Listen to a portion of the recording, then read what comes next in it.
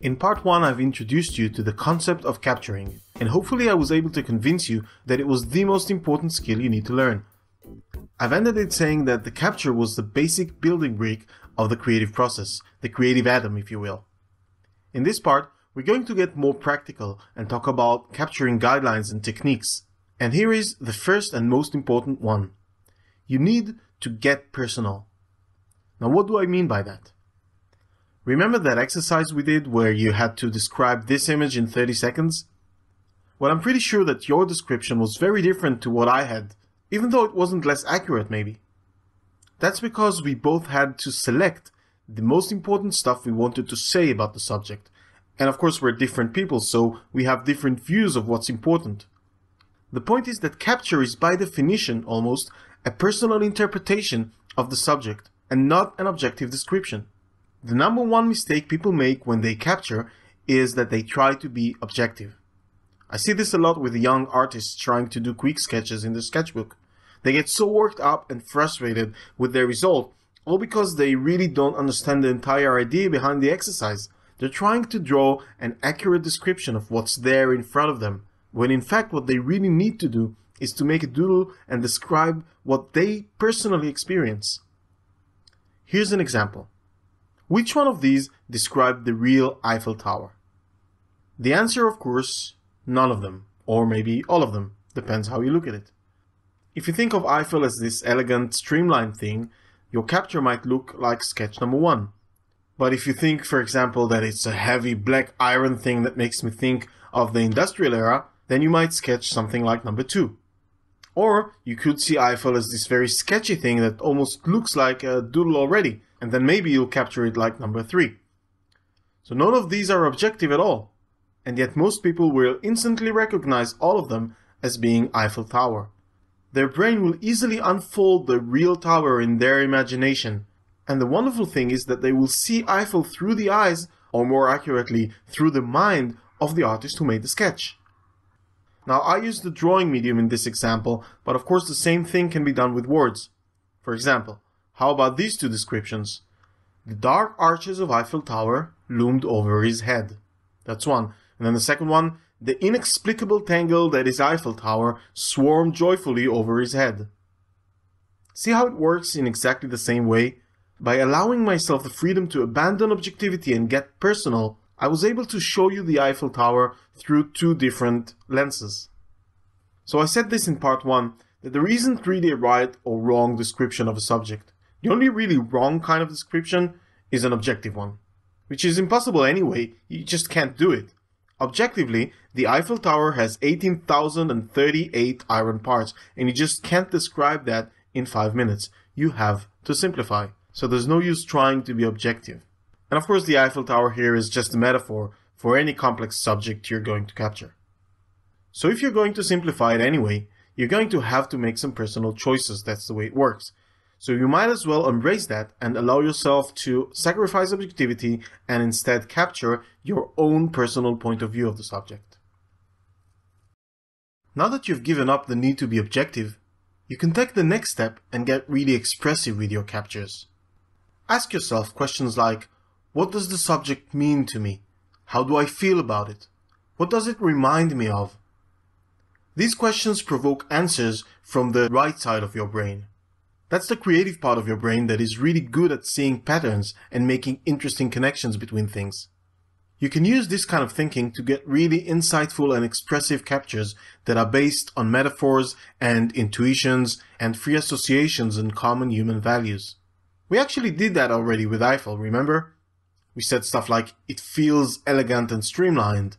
It makes me think of the industrial era. These are all right brain descriptions of what Eiffel Tower might be for you as the artist. Let's take another example. This is from one of my scenes on Asterix and the Vikings. Take a look at these 2 poses. Say I'm imagining these poses in my head and I want to try and get them out real quick to see if it works and also to capture them so I don't forget what I was thinking about, what I was planning. So right brain thinking would go something like, okay, pose 1 feels closed and loopy and it reminds me of a tight knot. So I'll capture that feeling. And then pose 2 is exactly the opposite. It feels open and straight. it reminds me of a happy splash of water. So I'll capture that. So you can see how fast you can capture the essence of your ideas with this kind of right brain thinking. The complete opposite approach to simplifying your subject is the left brain approach. Your left brain is really good at taking things apart and understanding their structure. This is a much more objective way of capturing, but not entirely, because the way you choose to take something apart is also personal. Getting back to Eiffel, for example, I can capture it as this kind of three-part structure, or I can see it as four converging parts. Again, both of these interpretations are correct. It's just a matter of personal choice of how you as the artist choose to see it. Here's what left brain thinking looks like for the asterisk pose example. As you can see, the left brain thinking is also a great way of simplifying a complex subject. It's not as fast or as expressive as right brain thinking, but it has other great advantages. It's reliable, it's logical, and it's really much more accurate. I'm going to leave it at that now because we're going to talk a lot more about this left and right thinking issue in the next section of this course. So that was a short and hopefully sweet episode. I hope you found it interesting and helpful. I wanted to stop here before we go into more techniques. Those are coming in the next video, so that you don't get overwhelmed with too many techniques to try. So let's focus on what we learned today and do an exercise with those techniques. So getting personal, using the right brain, using the left brain. Alright? So here's what I would like you to try when you're done watching the video. You remember the cat from the beginning of the previous episode? I want you to try and redo that very quick exercise. And this time I want you to try different versions according to what we learned today. So try and see what happens if you get more personal. Try and see what happens if you lean more on the left brain or more on the right brain. If you did a very left brain kind of thing before, maybe try and go all the way right, and vice versa. Just play with it, just try different things. Because in my experience, most of us, we don't give too much thought to how we capture things, how we sketch things out, how we outline things, right? We kind of do it the way we came up with along the way.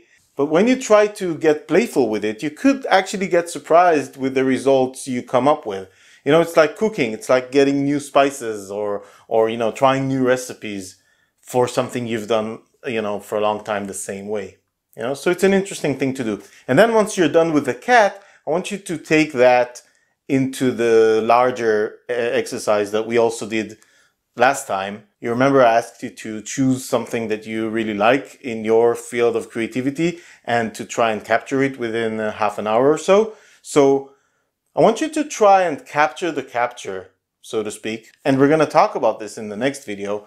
But think of the half an hour capture that you did last time as something you want to condense even more. And then spend maybe 10 minutes capturing that into an even more condensed capture. Okay, does that make sense? So try that, but try it 3 times. So once again, you spend half an hour or so, but you try 3 different ways. The same way I just talked about with the cat. Just try different ways of doing that. Okay? As usual, if you like what's going on here, like and subscribe and share it with somebody who might enjoy it as well. If you're enjoying it, maybe somebody else would also enjoy it. Alright? I think that's it for this video. I'll see you next time.